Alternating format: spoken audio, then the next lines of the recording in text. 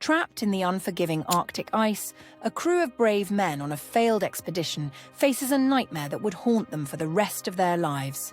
That is, the ones who survived. The majority of their party were not as fortunate. What happened to them?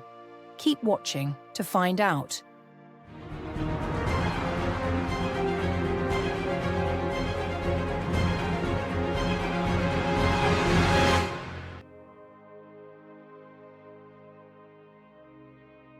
In 1879, the USS Jeannette,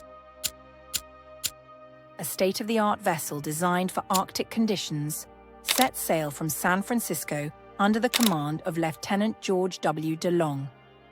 The mission was a daring attempt to reach the North Pole via the Bering Strait. This voyage was a bold challenge to push the limits of human endurance against one of the most inhospitable environments on Earth. The ship had been outfitted for the ice and reinforced to withstand the harsh Arctic cold.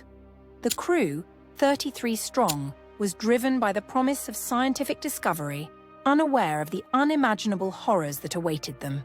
Backed by some of the most influential figures of the time, the expedition soon faced its grim fate.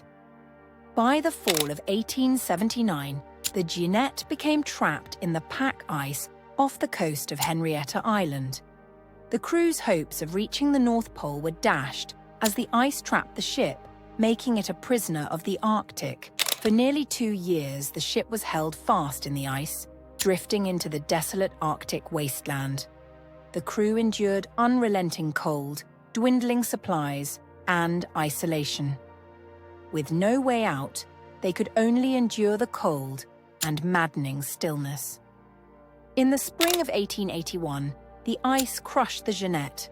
DeLong ordered the men to abandon the ship and trek towards Siberia. They prepared small boats, dragged across the ice, and faced frostbite, hunger, and constant blizzards. Lieutenant Charles W. Chipp was tasked with guiding one of the boats. Along with DeLong and Chief Engineer George W. Melville, they formed a core team. But the journey ahead would be brutal and fraught with unimaginable danger. On September 12, 1881, a violent storm scattered the boats while crossing open water. The men fought desperately to maintain control. In the chaos, Chipp's boat was separated, lost in the storm, with no trace ever found, leaving only questions and heartache. DeLong's boat reached land, but the men were weakened by frostbite, exhaustion, and hunger. 2 men sent ahead for rescue survived, but all others perished by early November. The bodies of DeLong and his crew were found in March 1882 and brought back to the US in 1884. The third boat, commanded by Chief Engineer George W. Melville, faced its own struggle. Despite harsh conditions, Melville and his men managed to make it to the Lena Delta, where locals rescued them. Melville later brought the ship's logbooks back to the US, now residing in the US National Archives, detailing an expedition where 20 brave men lost their lives, leaving only 13 survivors. Though the expedition claimed many lives, it left invaluable scientific data. The crew's courage was celebrated in memorials, including the Jeannette Monument at the US Naval Academy, and in the naming of the DeLong Islands and DeLong Mountains.